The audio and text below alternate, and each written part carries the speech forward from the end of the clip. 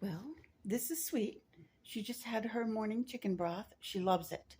I make sure when I cook chicken broth that it cooks as long as I can get it to simmer in the bones. I ran out of I usually use Bragg, which is I use apple cider vinegar with Mother. Sometimes I use the Walmart brand. Either one, just so we can get some apple cider vinegar, a little bit in them, a lot of chicken broth. This little cat, want to look at us, baby? Oh no, just your profile's beautiful, isn't it? This is beautiful. This is a beautiful profile. Look at that girl. Oh yes, beautiful profile. And she's missing teeth. Um, Her brother had to have teeth taken out because one was turning blood red, and I was worried about blood infection. And he is constantly in the morning. If there's a bowl of broth, he is eating it, and it's really expensive to buy bone broth, so we make it ourselves any way we can.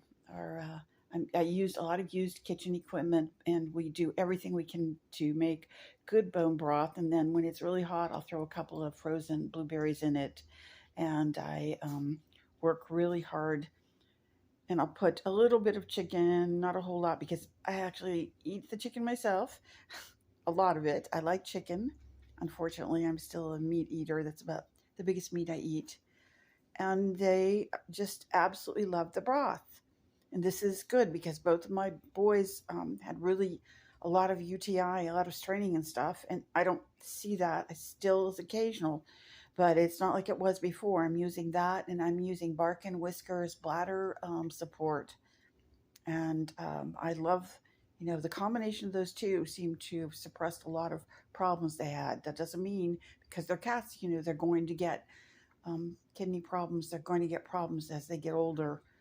And I just am going to fight them the best way I can. Money is hard to come by.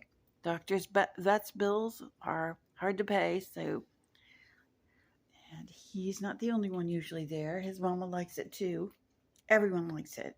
I highly recommend making bone broth for your cats, or just, chicken cooked as long as you can make it cook, because bone broth never cooks as long as it should cook here.